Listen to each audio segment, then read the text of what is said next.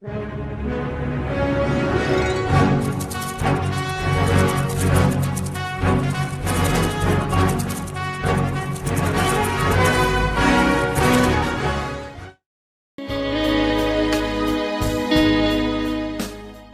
de la carta del apóstol San Pablo a los Romanos, capítulo 10.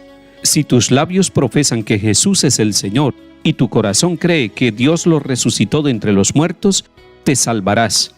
Por la fe del corazón llegamos a la justificación y por la profesión de los labios a la salvación. Dice la Escritura, nadie que cree en Él quedará defraudado, porque no hay distinción entre judío y griego, ya que uno mismo es el Señor de todos, generoso con todos los que lo invocan. Pues todo el que invoque el nombre del Señor se salvará. Ahora bien, ¿cómo van a invocarlo si no creen en Él? ¿Cómo van a creer si no oyen hablar de Él? ¿Y cómo van a oír sin alguien que proclame? ¿Y cómo van a proclamar si no los envían? Lo dice la Escritura, qué hermosos los pies de los que anuncian el Evangelio. Pero no todos han prestado oído al Evangelio, como dice Isaías, Señor, ¿quién ha dado fe a nuestro mensaje?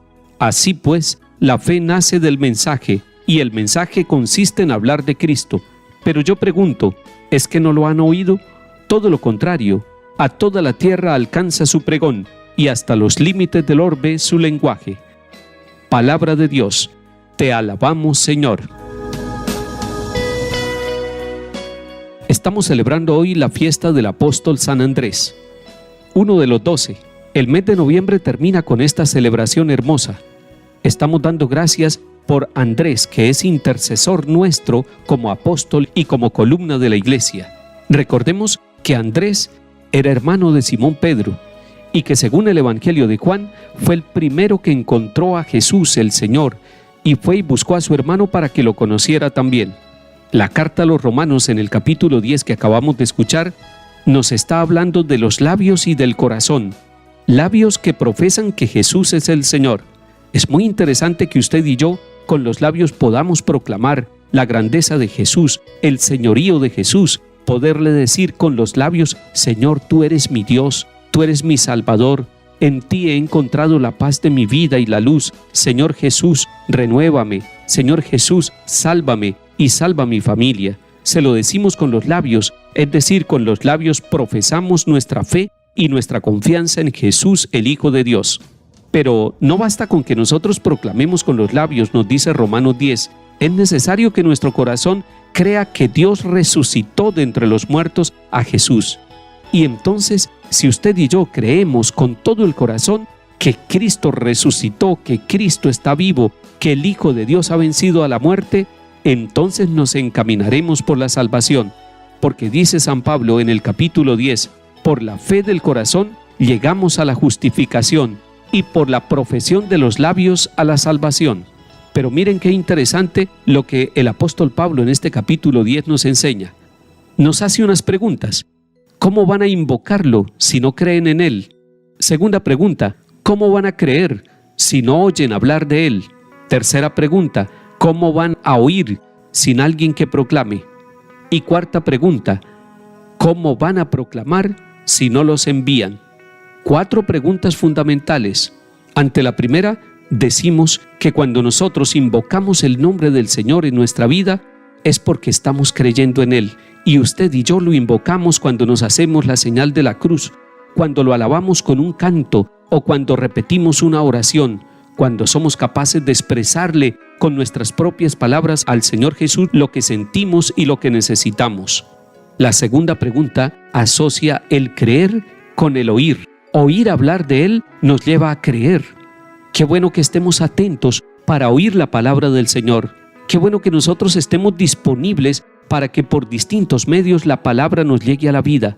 Cuando nosotros vamos a la celebración de la Eucaristía, nos sentamos para escuchar el Antiguo y el Nuevo Testamento, pero nos ponemos de pies para estar muy atentos, para oír, no solamente con nuestros oídos, sino con nuestro corazón y nuestra mente, con toda nuestra vida, la buena noticia del Evangelio.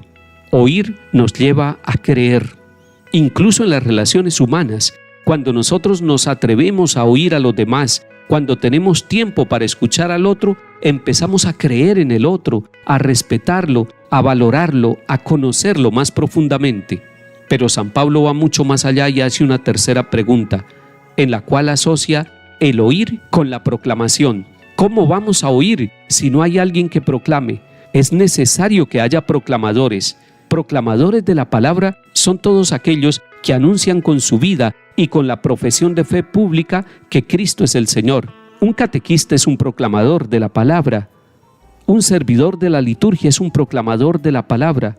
Un sacerdote, una religiosa, están proclamando la palabra de Dios. Lo hacen también los periodistas, lo hacen los comunicadores sociales. Ellos prestan su sabiduría, sus instrumentos, su capacidad para proclamar al Señor, y eso lleva a que muchos, oyendo la palabra proclamada, sientan el deseo de adherir su corazón al Señor y de reconocerlo como Señor de su vida. Pero la cuarta pregunta es la que llega a lo más profundo, a la dimensión misionera. ¿Cómo van a proclamar si no los envían? Nosotros los bautizados, hombres y mujeres, somos enviados desde el día del bautismo, pero la Iglesia nos está llamando a que nos formemos, a que nos capacitemos para que podamos ser enviados, para que podamos llevar una buena noticia con claridad, no solamente con las palabras, sino también con nuestra vida.